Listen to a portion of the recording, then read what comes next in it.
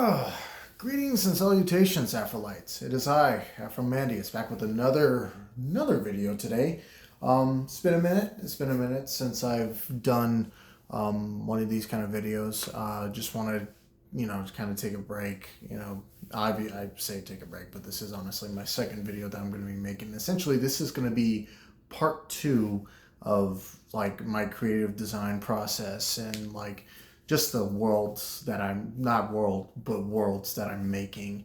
And today I want to talk about the Chronicle universe. Now, the Chronicle universe, to make it plain and simple, was one of the first universes that I've came up with when I was younger. And essentially, this kind of takes place in the aftermath of the Great War, which is the war that was the fight between the Jury Rays and the Xerxians, which are the Cyclops people and the Cat-like people. You guys are going to see what they look like. If you follow my pages and whatnot, you guys will know what they look like. But essentially, this essentially takes place kind of after that, essentially when all the dust settles and, basically all the races that were participating in this war are basically dead. Sure, there are a couple of stragglers here and there, but they kind of play a role later on in the story. Some of them come back as vengeful beings, and others just trying to find a home. But essentially, we're going to be talking about the Chronicle universe. The Chronicle universe is essentially just a long-running story about different types of characters that take place on the planet Earth. But there is a bit of a twist, and I'm going to reveal that in my part 3 video when I talk about the Legend universe. But essentially, it's the idea that where the meteorite that kind of killed the dinosaurs, something did. It was like a catastrophic event that caused, the planet to do something to where I'm not going to reveal it in this video. Who knows, I may let it slip. But essentially, it caused something to happen to the Earth to where both the Chronicle universe and the Legend universe technically exist in the same space, but they exist in their own universe, if that makes sense. I'm saying universe a lot. Don't do any challenges to where if you take a shot, if I say universe, because you'll beg, your liver's going to be begging for help. But essentially, the Chronicle universe is focusing mostly on the good trying to subdue evil, and it'll make a lot more sense when I do go into part 3. But essentially, I like to think of it as a yin, the white yin. I think that represents good. The white yin that has the splotch of chaos in there, essentially where good is all around, but there's a tiny bit of evil that kind of surrounds it. And essentially, actually, now that I think about it, it should be where chaos surrounds and there's a little bit of good left. Anywho, it's something I'm working on, but essentially it's just where there's balance. Again, this is going to make sense in my part 3 when I get to it. But essentially, how Chronicle is, at least the main characters that are going to be focusing on in this, in the Chronicle universe will essentially be Alva, David Washington, Jack Flowers, and Rose Flowers. Essentially, those were the participants from the Great War. They fought hard. They fought long battles, and essentially it came down to a certain point where they just kind of had to escape because the planet that they were on, Andreas and both Cinderella Man and Andreas were fighting on it, causing so much destruction that the planet was essentially dying, and they had to flee the planet.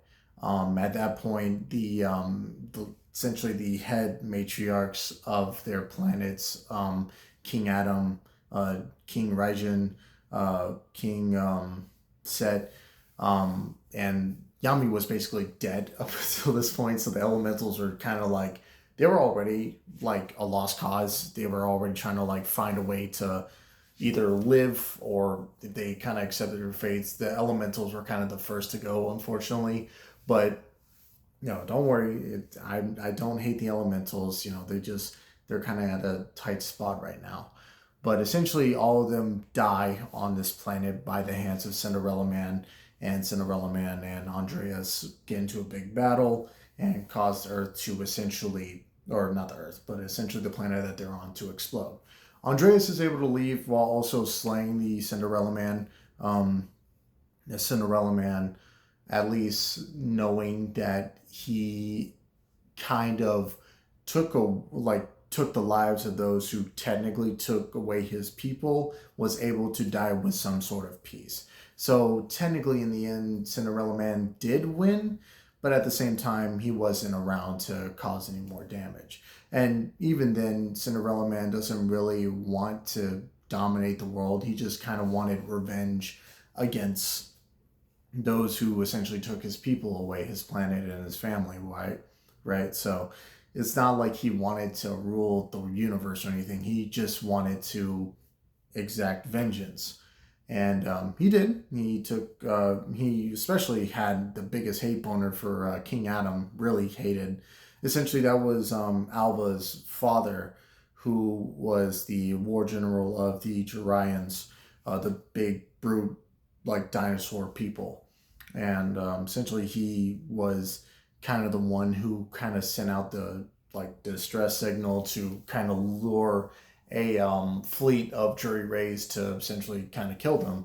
But then they got into a big scuffle that caused the world that they were on to explode, thus killing King Null, or Cinderella Man's people, and his friends and his family, and essentially his entire planet.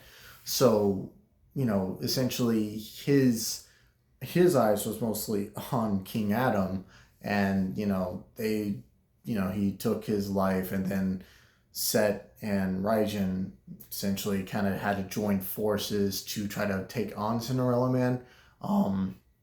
They weren't really that successful. In fact, both of them die at the same time. Raijin kind of looking up and saying well, I had a good run. I hope my son and my daughter are safe. And Set is just filled with malice because at this point, he figured out that Osiris, or Jack, essentially was, getting it on with Raijin's daughter. And, that and also his wife died because of Cinderella Man, and his other son was acting belligerent.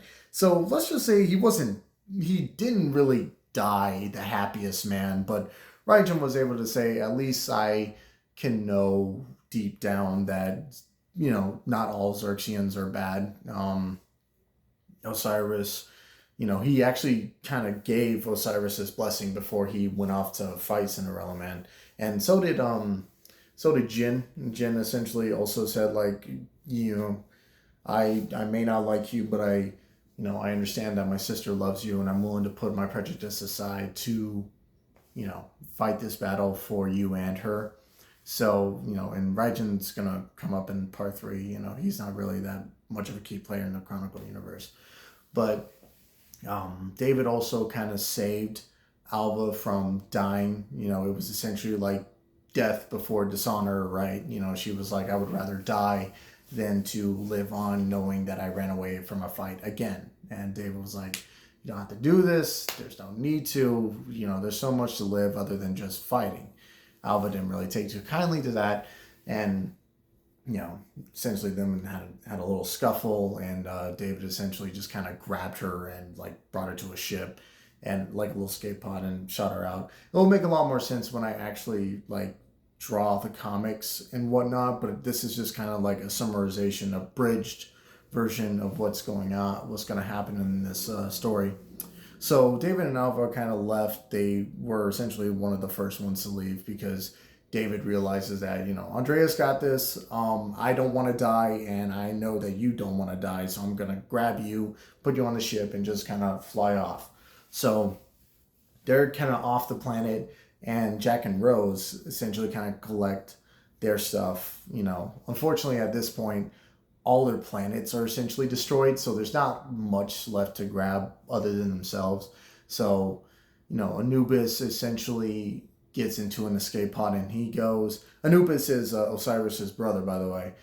He's going to play an important key role later. But essentially, they also get into escape pod and they fled to another planet. So essentially, when all that is said and done, Alva and David are kind of doing their own thing, and Jack and Rose, David and Alva kind of they're gone. They're gone for the time being. And then, Andreas Slave's Cinderella Man at least gives him a proper burial before the planet explodes.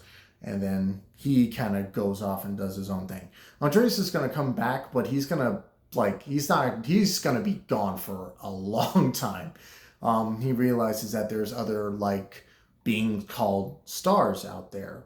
That name is going to be really important in this part, and also part 2 and this is part 2. In part 3 and part 4, when I talk about the DAD universe, because they are really, really going to be important.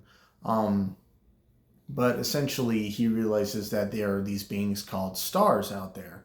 And these stars are essentially these godlike beings who have the abilities of just, whatever they can do it. These are like low complex multiverse beings who can just snap away universes with a snap of a finger. So, So Andreas is kind of out of the picture. His story's done. He realizes that, unfortunately, when if his family's gone, he realizes that he can't mourn for them. He can mourn for them, but he realizes he has to move on because there's more stakes at hand. There's more than just what he is going through right now, and that he's given this power and that he has a responsibility to use that power to stop evil from spreading. Great power, great responsibility. You already know the gist. Uncle Ben didn't say that. That actually caught me off guard. I learned that years ago, but that still shocked me that quote right there, Uncle Ben didn't say that in the original comics. That blew my mind.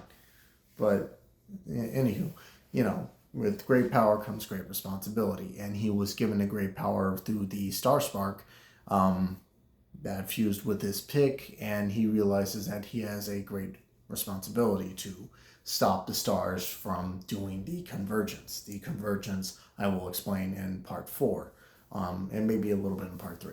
But essentially, Andreas is out of the picture now. Now we're focusing on Jack and Rose essentially make it to Earth, so they're okay. But David and Alva kind of are on a trajectory to somewhere else. Essentially, they're kind of caught by these space bounty hunters, and it's still kind of rough right now. They're not. I'm still kind of working on doing the kinks and whatnot. I'm still adding a couple more characters that are also going to be important. But essentially, they think of Planet Hulk, but essentially is focusing on David and Alva. David and Alva basically are at each other's necks because Alva essentially wanted to die, and David, being the good Samaritan that he is, said no. And essentially they're at each other's necks, and they make it to this war-torn planet, this enslaved economy planet, where essentially they are like gladiators, and they actually meet one of the Jorians. Remember I said that there are some scragglers about. One of the Jorians named Komodo, and Komodo is going to come up much later in the story, but essentially they're on this gladiatorial planet. There's this ruthless king named Zircon, and David and Alva free the slaves, and the slaves fight and revolt against the king. Peace is restored to the planet. David and Alva are essentially made king and queen, but David and Alva are kind of we're still, at this point in the story, I respect you, or at least on David's side, he's like, yeah, I respect you. You could be queen of the planet, I could be your royal whatever. But Alva, on the other hand, she's just, at this point, she kind of essentially was like, I will die for you. She has seen so much of what David can do, and seen that, the fact that he, even though these people don't look like him, that they have a different culture from him, the fact that he still went out of his way to protect those who were so different from him and acted different, yet he is just so selfless, kind of, sent that spark through her that, maybe, I should stop being selfish. And so she started to grow feelings for David, and David is kind of oblivious. He's just like, Jesus, I wish I was back on Earth right now, even though it's full with metahuman racism. But, it's better than what's going on, being John Carter on planet Mars right now. But essentially, it's still kind of rough, but I am working out the kinks. And the story between David and Alva is called Bad Company. Originally, it was going to be called like David and Alva or Alva and David. And I was like, it's kind of, it's not rolling off the tongue. So I just thought of Bad Company because Bad Company is a term in the military. And I could be mistaken, but essentially it's just about like infantrymen kind of going into combat. Again, my father's a military man, so he may like correct me on this, but essentially it's just like a term in the military, and I like the name Bad Company, so and it rolls off the tongue easy. So, and plus it's also a name of one of my favorite songs and one of my favorite bands, Bad Company. So that's their story for right now. Essentially they freed the slave planet. They're no longer gladiators, and they're essentially the rulers right now. So let's go to Jack and Rose. Jack and Rose have made it to the planet Earth. They have successfully landed. They land in the middle of a jungle, though. They essentially, again, the story's still kind of rough right now. But essentially, Jack and Rose land into essentially Vietnam. Their Earth in this story is kind of, this history is still kind of the same. It's just that Vietnam takes place later on, but essentially Jack and Rose land into Vietnam, and the U.S. Army infantrymen are in there, and they're like, "What is this?" They're so used to seeing Viet Cong and seeing them. It was like, it's an 8-foot tall Cyclops man and a giant Catwoman. So it was kind of scary for them. And then, they're captured and they're brought forth to Isaac Irons. Now, Isaac Irons is a really, key player in the story. Essentially, he essentially kind of brings them together, but at the same time, there's like a weird rivalry between him and Jack. Like a friendly rivalry. It starts off at first, but then something happens, and I'll explain later. But essentially, they meet up with Isaac Irons. Isaac Irons is a revolutionary who wants to fight for the metahumans because technically himself was considered a metahuman. He was just really smart and was really good. He had like savant syndrome. He was able to take apart machinery and is able to put something together. Like he can make a microwave into a ray gun if he wanted to.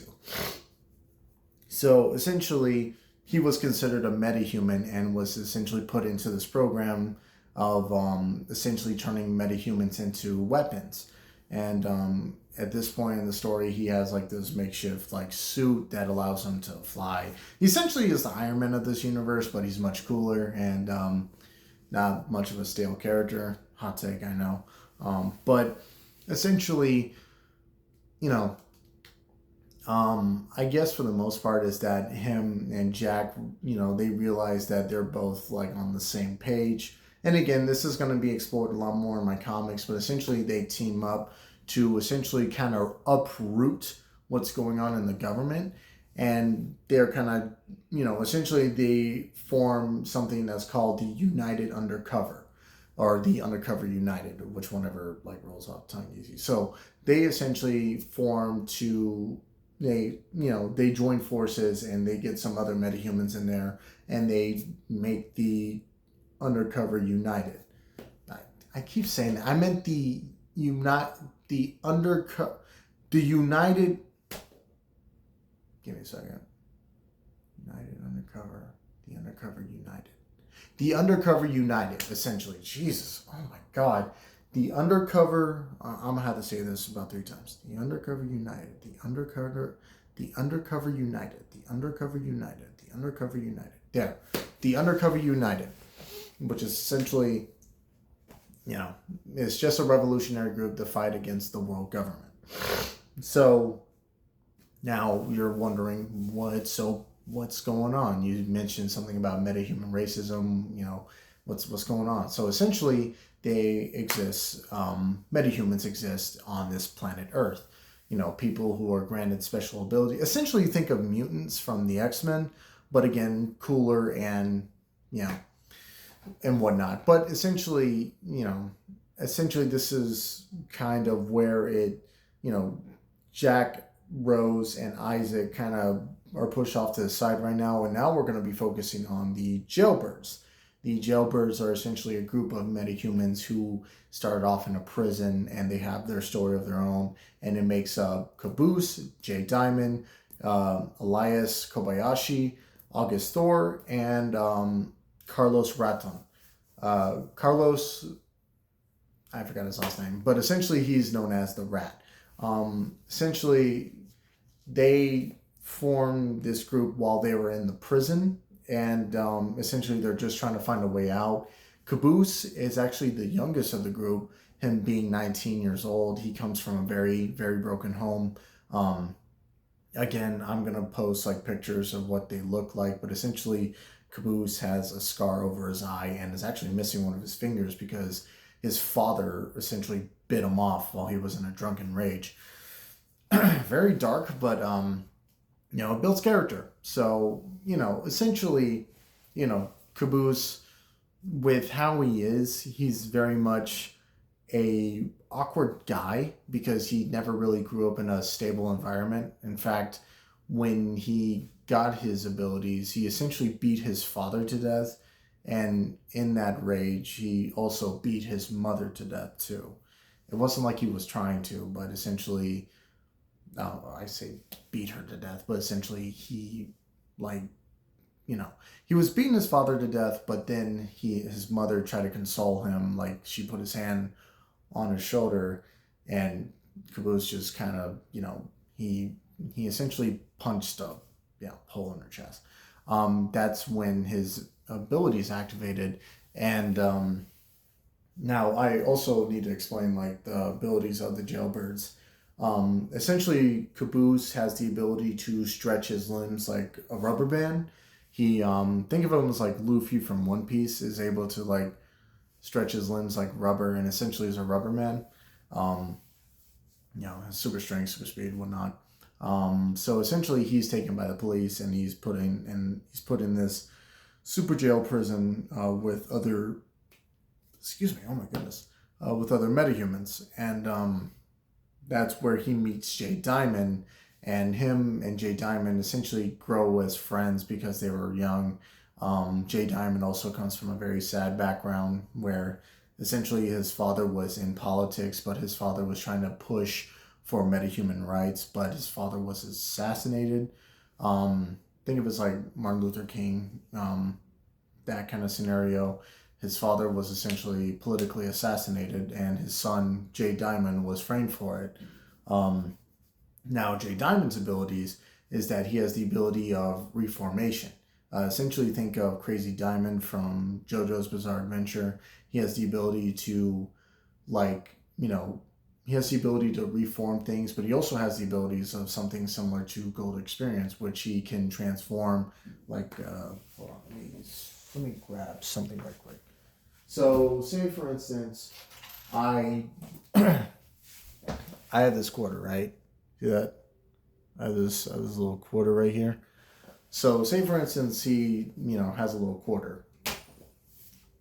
That quarter's gone. So essentially, he has the ability to transform inanimate objects into animals, right? So, but it's like when I had that quarter, he's able to transform something at least to the size of that quarter.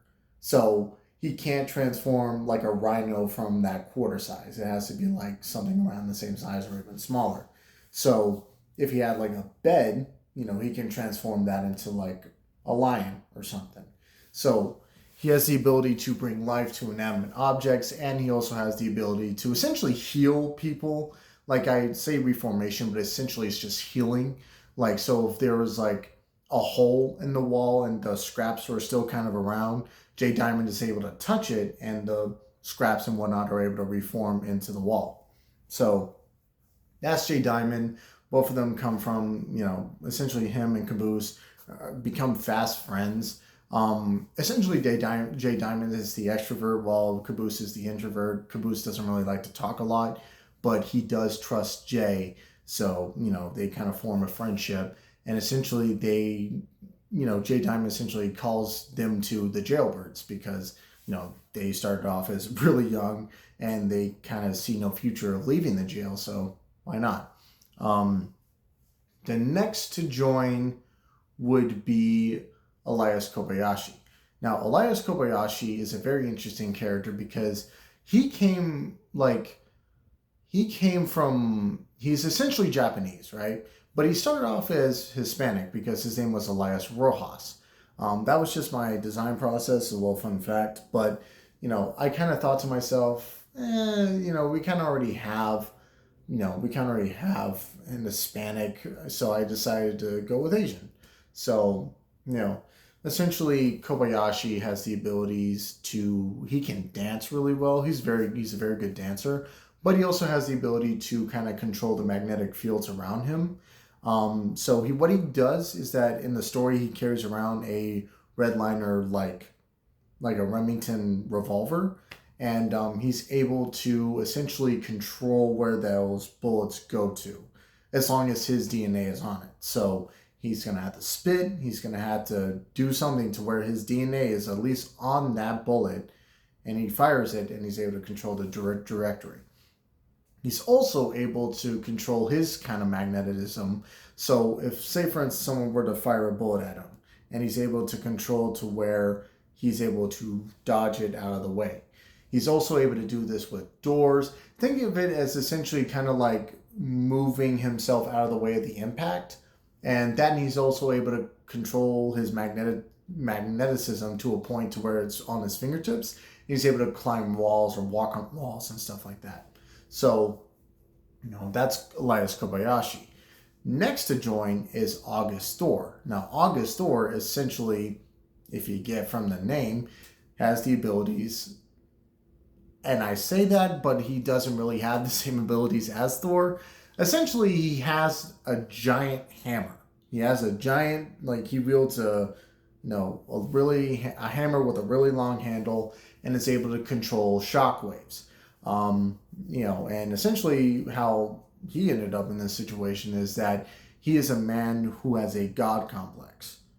And I know what you're thinking. And yes, he does think of himself as better than everyone else, but he literally thinks of himself as Thor.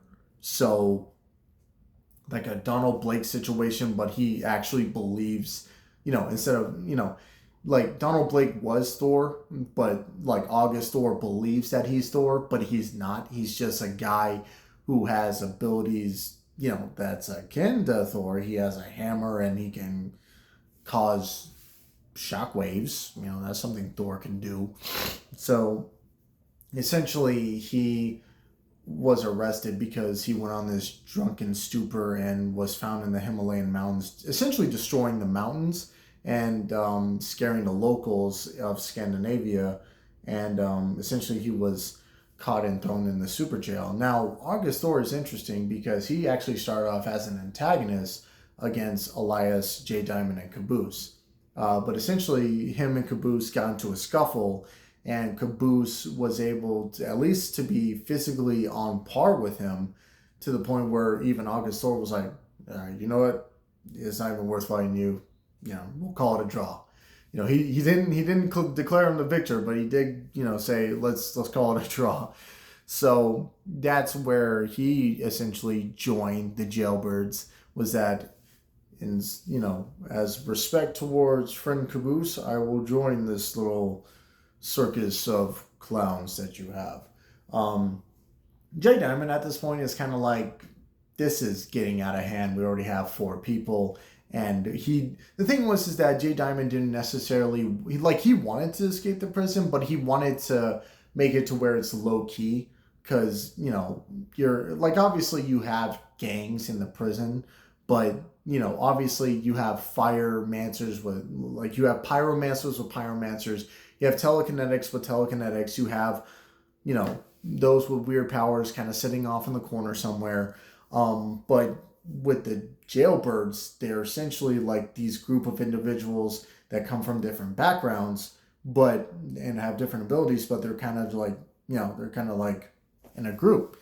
So Jay Diamond was okay with just him and Caboose because they can kind of be low key with him. But now they have this new guy who, mind you, is kind of known as the strongest metahuman that the world has ever recorded. So the fact that they were able to get him on their side is kind of raising eyebrows. And now they're even, they're looked at even more. And it's like, Caboose, we can't have people joining our group. This is, it's a low-key thing. Like, we're willing to let Elias join, but, like, we got to stop. This is the last guy that's going to join. And Caboose is like, oh, yeah, okay, you're right. But then, while Caboose and the others are, like, talking, Caboose notices that there's a lone figure. And this figure is known as Carlos the Rat. Carlos essentially was part of a cartel gang who at first started off okay, but then eventually got corrupt because there was a distribution of power. And again, I'm still writing this backstory, but essentially, he essentially snitched on this group. That's why he's called the Rat. And he was given political protection and was sent in secretly. That way they can't find him and kill him, right? The cartel anyway. Essentially they can't anymore. The cartel essentially was gunned down by the government, and all remaining survivors were arrested. So Carlos is thrown in the super prison, and he essentially is this he's like this lone wolf.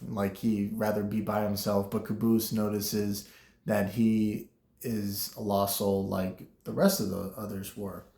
And essentially, also I need to talk about Linus Kobayashi's backstory. I'll get to him in a minute. I completely forgot that, how did he end up in prison? So Caboose essentially goes and talks to Carlos, and them two kind of have a little conversation, and and whatnot. And Carlos says listen, you don't want me a part of this team. I don't want to be a part of this team. And Caboose is like, come on, you got nothing else to lose. It's like, I really don't want to be a part of this team. And Caboose is like, you're part of the team. And he's like, all right, I didn't really ask. And Caboose is like, sweet, you get to be part of the crew. And Carlos essentially is like, I really don't want to be a part of this. But essentially he essentially does warm up to the group though. And obviously Jay Diamond is like, Caboose, stop getting people. We now have 5 people, one of them known as one of the strongest metahumans, and the other is literally a rat. We can't just get people. And Caboose is like, it's okay. They're on our side. And, Jay Diamond is like, he's literally called a rat. He's going to snitch on us. And Caboose turns to Carlos and is like, you going to snitch on us? And Carlos is like, nah. And then Caboose is like, and then they're just like, fine. I guess he's part of the group now. So essentially they're kind of going about their merry business, trying to figure out a way. But let's go back to Kobayashi. Kobayashi is essentially a con man. He was a con man who essentially escaped Japan during World War II and fled to America. And funnily enough, he wasn't arrested because of his powers or whatnot. He just was arrested because he was a con man and he was caught. And they were like, oh, he's a metahuman. They throw him in the super prison. And he's like, wait, hold on. I didn't resist. I gave you everything. I'd rather take the jail time to go to super jail. So no, he was one of the few metahumans who wasn't necessarily arrested because of his abilities, but was essentially like arrested because of his crime. He was a con man. He sell used damaged cars and whatnot and other useless products. So, and he's a really smart guy. He has the ability to like,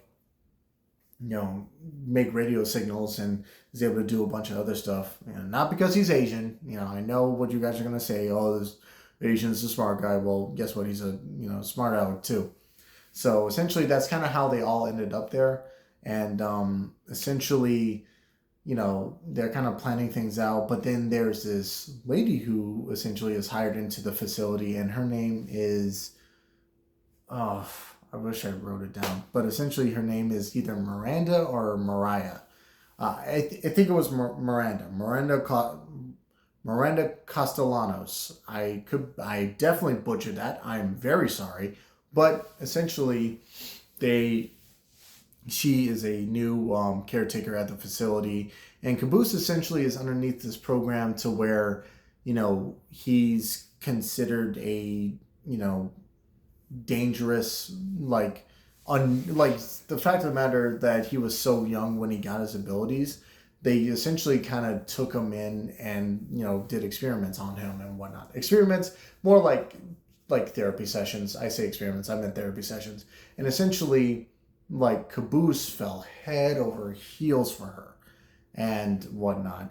And so, essentially, like, her and him, essentially, she was assigned him, and whatnot. Essentially, they kind of do this the jailbirds essentially go into the systems to where she's able to be with him because they were like, oh, cute little thing. That, and also they realized that if Caboose is able to be friends with her, it sounds dumb, but if they are able to get close and have her try to feel something for the metahumans, try to get them out of there, something like that, try to go on good behavior. But essentially then Caboose and Miranda kind of get closer. Miranda's around like 24, so she's a little bit older than Caboose. But she grows attached to him, he grows attached to her, they become friends and whatnot. Then essentially they escape the prison, working together. And then they go on, living at Miranda's apartment in New York. Obviously, fiascos ensued. Like craziness happens. There's one joke in the story where essentially Miranda kicks all the jailbirds out because they were taking showers, because that's kind of how they always knew. Like they all took showers together, so they kind of just said, you know what, to save much on water, let's just all take showers together. And Miranda essentially kicks them out, and they're like, whatever. But essentially, that's just one of the jokes in the story. Then again, I'm still kind of writing this, but it's still kind of rough. There's one part in the story where Caboose essentially starts, essentially the jailbirds fight against the world government, and Caboose is separated from the group. And again, I'm writing this out and I'm kind of planning this ahead, but essentially he's separated from the jailbirds. The jailbirds kind of go back to New York. So jailbirds are up here, the big calamity happens, so they kind of drift back to New York while Caboose kind of floats down to Louisiana. So Caboose ends up in Louisiana and essentially becomes a new superhero called the Rubber Band Man. And people are kind of already accustomed to like costume metas because David was known as the Thunderbird before he was arrested and whatnot. And so you watch my part 1 video about how he ended up on that planet. But essentially Caboose dresses up as the Rubber Band Man. And he also fact about Caboose, he's also really good at plumbing. He's a savant. He's not really explained. Like, his father was a plumber, and that's just one of the only good genes he got from his father, was that he's just really good at plumbing. I know that's not technically a gene, but it is funny to think about that, out of everything that he got from his father, being good at plumbing is one of them. But essentially, how he makes his living now is that he essentially, there was an apartment building that was on fire in New Orleans, and Caboose goes in and saves a little girl. This little girl was the daughter of the owner of the apartments. We'll call him D. Dombrowski. I called him Derek or something. So Derek Dombrowski essentially is in like, great things. And I may change it because honestly, I just did Dombrowski because I have a coworker that has that last name and I really like it. It's pretty cool. So, essentially, Mr. D essentially says like Caboose, or he doesn't know his name. In fact, he's like a stranger in the town. No one knows who he is. And some people are like, oh, wouldn't he like the jailbirds when they know what he looks like? But essentially, he kind of grows like a white beard. Like there's a part in the story where Caboose turns into this character called the White Snake. He has white hair and whatnot, and that's just kind of like as part of his genome now. It's just he has white hair. But essentially, he grows his white beard, and people don't really recognize him. But essentially, he's like, kind stranger, you saved my daughter. Whatever you want, you can do it. And he's like, Caboose is like, I'm looking for a home. I don't really have a home. And so Dombrowski essentially is like, you know what? You saved my daughter. I'm willing to give you a room free of charge, as long as you kind of are you good at anything? Are you good at doing laundry? And Caboose is like, I'm good at plumbing. And he's like, perfect. You can do plumbing. Again, I'll give you the room free, and I'll even pay you. I'll even pay you to do plumbing in my building. And Caboose is like, sweet, perfect. So Caboose not only has a new living space now, but he also has a great paying job, because it's like around in the 60s, 70s. So obviously like $20 is basically 120. So, Caboose is getting paid. He's living his new lifestyle in Louisiana. Again, fast forward a little bit, the Caboose as the Rubber Band Man finds the Metas of Retribution, which is led by Eben Dark, and there's a whole story with them. Essentially, fast forward a bit, the Jailbirds, reunite with Caboose, get him out of prison, and essentially they're kind of like, all right. And Metas of Retribution. Again, I'm probably going to do a separate video talking about the full story of the Jailbirds, but essentially this is a summarization. So, essentially, the Metas of Retribution and the Jailbirds come together and essentially protest against the world government as peacefully as they can. But then they get violent, so the Jailbirds had to get violent, and essentially they realize that they're outmatched. They can't, with the abilities that they're given, it gives them the advantage, but at the same time, with how long that the organization has been around, there's too many like holes that can be poked in their organization compared to the world government. So they realize that they are just outnumbered. So they're about to give up hope, but then there comes a knock on the door, and I'm pretty sure you guys are already going to guess who it is.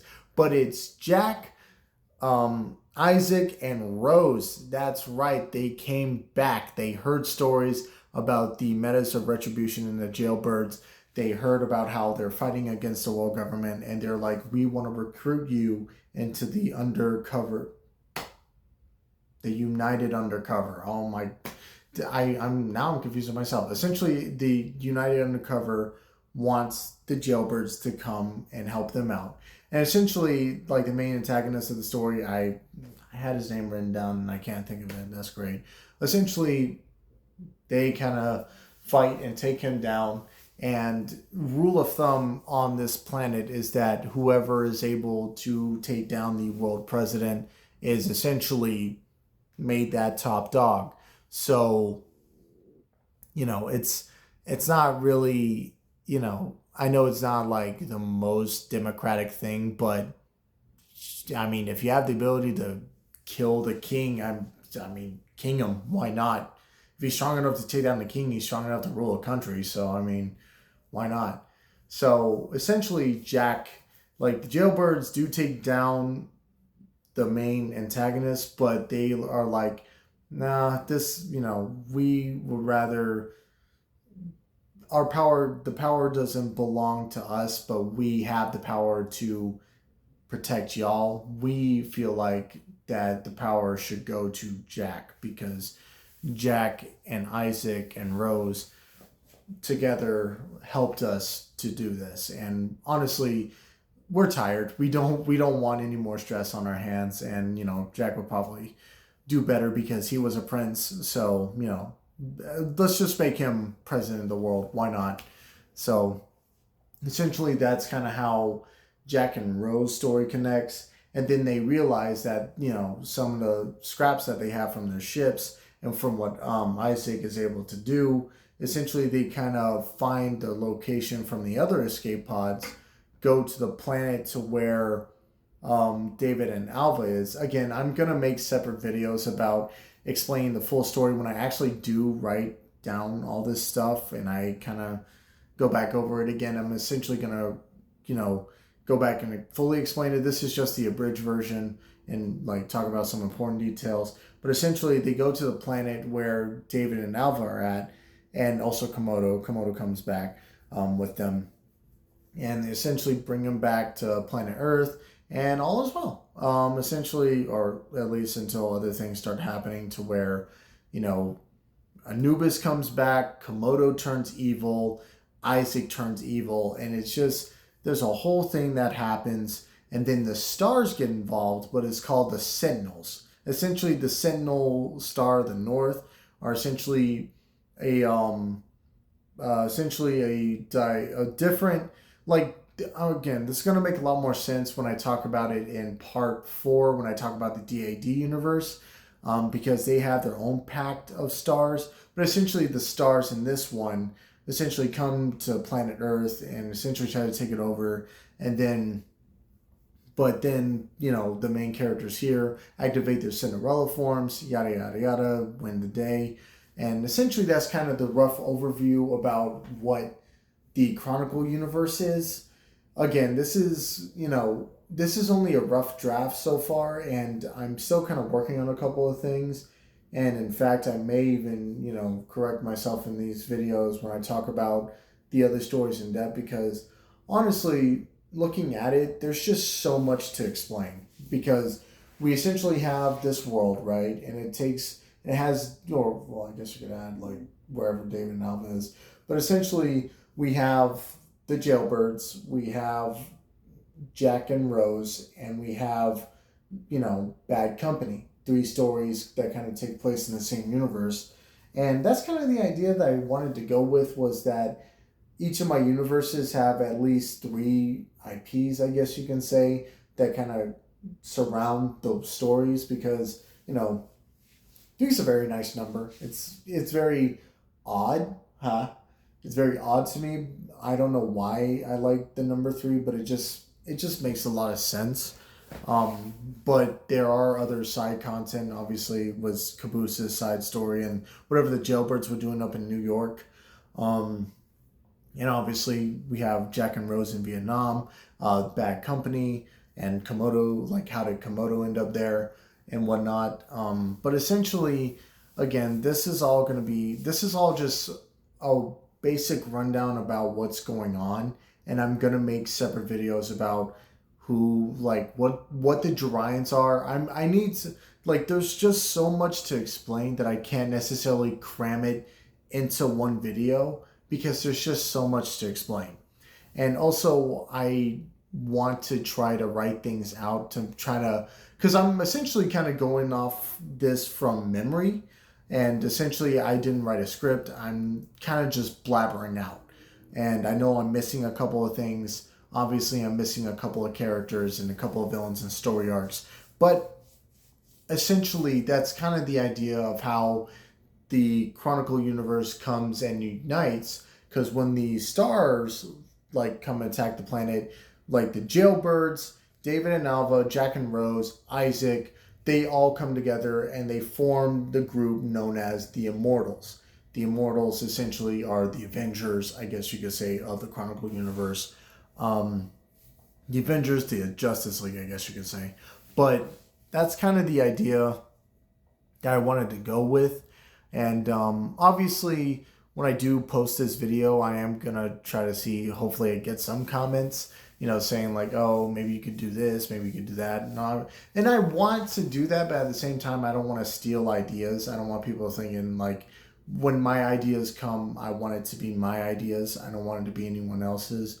But essentially, that's kind of what I have so far, and it's so hard because I want to tell everything, but I know I can, and I know I won't do it justice. But that's essentially the rundown of what happens in the Chronicle universe. But honestly, I'm really, it's a good start. It's a good abridge. It's not too much.